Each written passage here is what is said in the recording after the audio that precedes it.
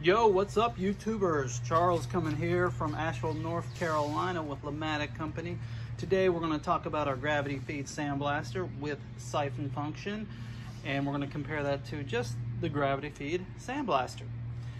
You can see one main difference between the two sandblasters. Our siphon sandblaster has a coupling and an extra regulator valve here to allow for siphon function, which will give you continuous blasting. Now, with the traditional sandblaster, we only have one adjustment valve here. That's for your media flow right here. There is no siphon function here. This sandblaster is great for small projects. Anything like a socket that needs rust removed to a wheel that you want to polish up or remove rust from. You can use this sandblaster for larger projects. It's just going to take longer, as you're going to have to continually feed the hopper here. This hopper, and with the other hopper, holds 18 ounces of media. Now, back to the as118-2 siphon sandblaster.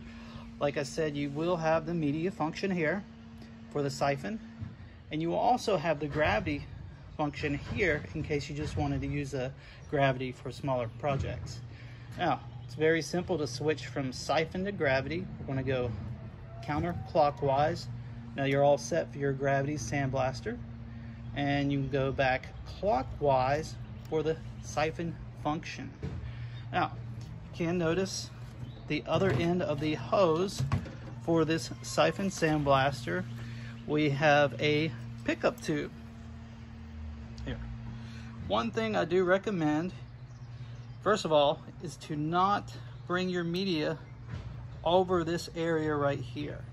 If you can see, there's a gap right here, and this helps to get a better siphon. This will actually allow air to go in and create a siphon motion coming through here. If this is covered up, you're going to drastically reduce your airflow, thus reducing your performance of the sandblaster. One other tip that I suggest, down here at the end, I would just leave the tip of the siphon tube about ½ inch in your media bucket. This will allow for better pickup as well. And actually, we have one more tip here. We give you a 10-foot siphon hose.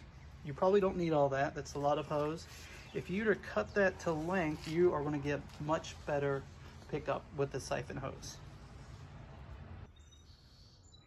Okay guys, let's go ahead and get started with the siphon fed sandblaster.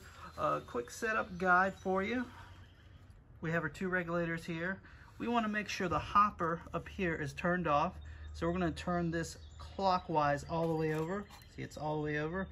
And for the siphon pickup, we want to make sure that's clockwise as well. All the way over. There you go.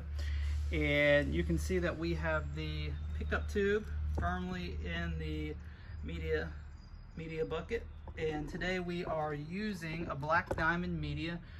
We got that from Tractor Supply Company. And